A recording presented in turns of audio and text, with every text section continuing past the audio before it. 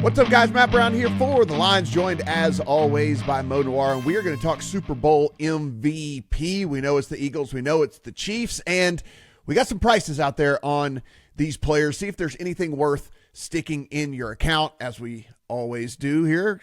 Remind you to hit that subscribe button down below. Everything we do absolutely free, so do appreciate the support. So, Mo, when we take a look at this, Patrick Mahomes has won the last two, and he has won 3 of the last 5, so he is obviously going to be your short shot here. Plus 120 over at DraftKings, plus 110 over at FanDuel. As always, shop around, guys, on those numbers.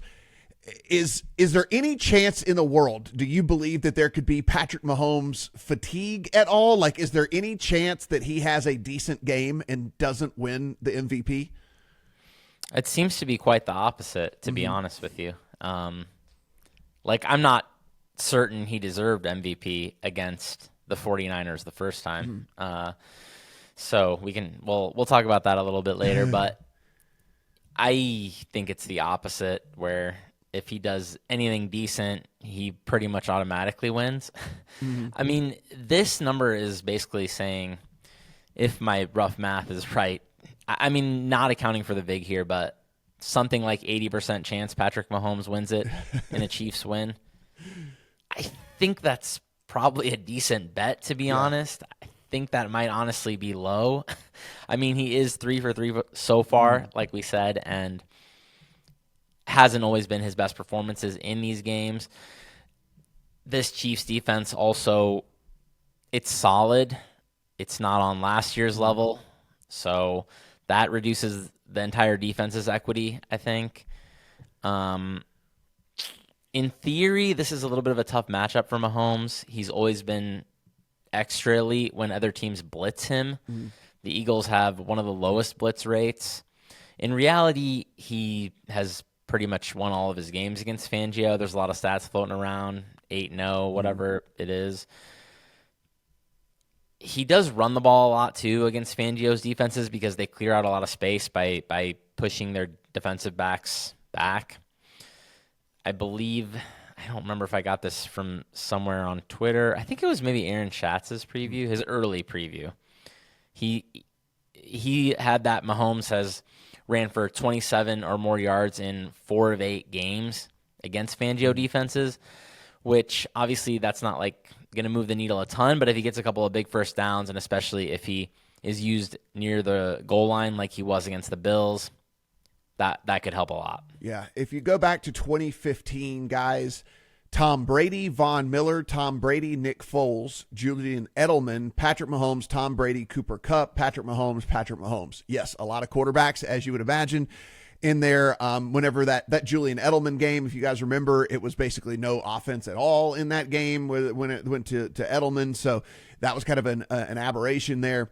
Of course, the Von Miller, we just don't see very many defensive players win this thing for sure. So let's go to other Chiefs players, and you can give me if there is a case at all. The next guy that we come to would be Travis Kelce at 15-1.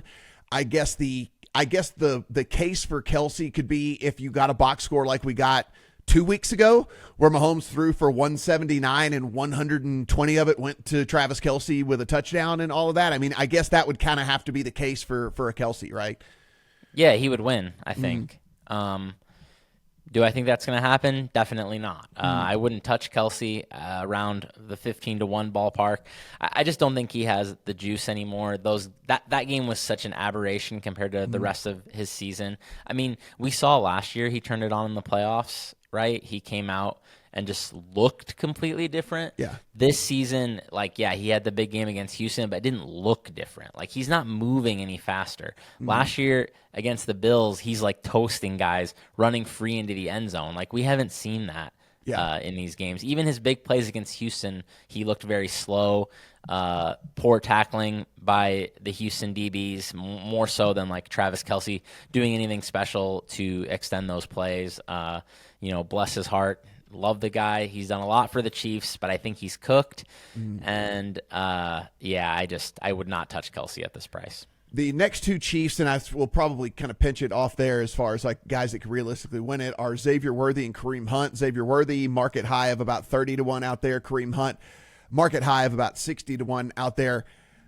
I mean, so if you told me you have to bet a Chief other than Patrick Mahomes, I think I would bet Kareem Hunt. And like the only reason I say that is because there's a world that exists where Kareem Hunt runs. We kind of saw the last 2 weeks. He's the number one guy right now. Like Pacheco is getting just a handful of carries in these games. And so I think that there is if we ran this game out 100, whatever, he's 60-1. If we ran this game out 60 times, there might be a game in which Kareem Hunt runs for 75 yards, gets 2 touchdowns because he punches it in from, we don't get the tush push with Mahomes like we do with all these other teams. So like Hunt punches it in a couple of different times, maybe catches 3 or 4 balls out of the backfield for 25 or 30 yards.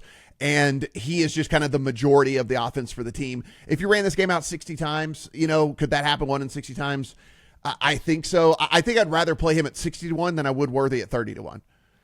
Yeah, I don't see the case for Worthy either. So, I mean, look, he has a good chance of scoring a touchdown in this game. I would say that. The Eagles have struggled to contain opposing pass catchers in the red zone, and Worthy has really become a good red zone weapon for the Chiefs at this point. So I don't mind his chances of getting in the end zone, but the problem is when you're a Patrick Mahomes pass catcher, you're going to need big plays, I think, to move the needle away from Mahomes and towards yourself. I mean, yeah, in theory, Worthy can do that because of his speed. In reality, I don't think that's going to happen. Mm-hmm. The Eagles have a good secondary, and more importantly to me, they have a very good tackling secondary. Every time I watch the Eagles, I'm very impressed with their tackling. And I think with the amount of short stuff Worthy catches, he'd probably need to break a couple of them into long touchdowns, and I don't see that happening versus the Eagles. I just think they tackle too well and pursue too well for that. As far as Kareem goes, I don't know. I'd rather bet that at 60-1. I would agree. I don't know if it's super realistic, but I think I'd still rather have 60-1 on him than 30-1 on Worthy. I mean, it's going to be so tough for the Chiefs to get big plays in this game. So if we look at the money line on the game, guys, it is about minus 130-ish out there on Kansas City right now. We just said Patrick Mahomes is plus 120 in one of the markets to win the MVP. I mean, Mo is betting Patrick Mahomes to win MVP, basically a de facto betting Chiefs on the money line, and should people be doing that instead? It's pretty close. If I'm on the Chiefs, I'd probably just split my bet. I think the chances Mahomes wins in a Chiefs win is maybe higher than predicted. So, yeah, I think I would at least put some of it on Mahomes. I don't know if you want to start talking defensive players yet, but honestly, the Chief I'd be most interested in would be Chris Jones. Okay. If I'm looking away from Patrick Mahomes, he is just such a game wrecker. I think arguably he should have won MVP the first time they played the 49ers. I mean, he was absolutely ruining their offense for stretches of that game. You probably need like 2 sacks, something like that, and they have to be like high leverage sacks, ending drives in like a low scoring game. The Chiefs win 20-17 or something like that. I think that might be in play though with these matchups he could have. I mean, there's going to be either injured or backup players up front for Philly. We know Chris Jones likes to pick up the matchup he thinks he's going to win in a lot of these spots, so that enables him to get a few. I mean, yeah, he'll get double-teamed, but we'll see how much the Chiefs blitz. If he gets some one-on-ones, I mean, he's going to win them, I think. I know this is a great line, but Chris Jones is amazing, and he was very, very good against Buffalo and Houston, so you know that he's the high-leverage king. I mean, I know that, like, that's the thing for the whole Chiefs team, but man, out of all the players, maybe Patrick Mahomes aside, but Chris Jones really, really lives for the high leverage downs. So I could see him stealing it in a low scoring game. He is available at about 60-1 as well out there in the markets for MVP. Over on the Eagles side of things, the first player we get to is actually not a quarterback. It is Saquon Barkley, plus 260 over at DraftKings, plus 280 over at FanDuel. So again, a couple extra dimes over there on FanDuel, if you take a look at that.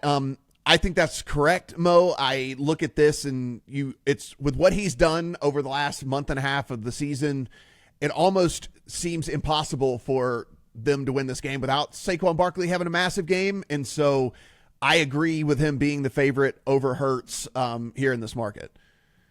Yeah, I feel the same. I'm still skeptical of Jalen Hurts. I mean, he's had one good playoff game, and it came against the 23rd ranked defense in DVOA, the 22nd ranked defense in EPA per play. So not ready to fold my Jalen Hurts skepticism / pessimism right now.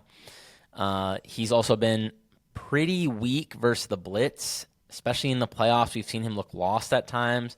And then the DVOA numbers have him 16th versus the blitz.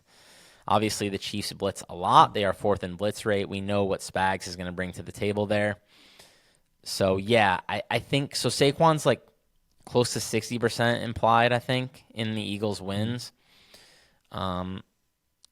He has the splash plays. We know that. At the same time, the Chiefs have done a good job limiting these longer runs. They're, I think, top 5 in explosive rush plays allowed, and we kind of saw that versus the Bills. They let up some 6, 7, 8, 9-yard runs even at times versus James Cook. But aside from one 33-yarder, they really held this rushing offense in check. Historically, there have been a lot of big playoff games. This is just my anecdotal experience as a Chiefs fan. There seems to be one or two opponents every year that everybody seems to think can run over the Chiefs on paper. It never happens. So I'm a little skeptical it's going to happen, but Saquon does bring the splash plays to the table.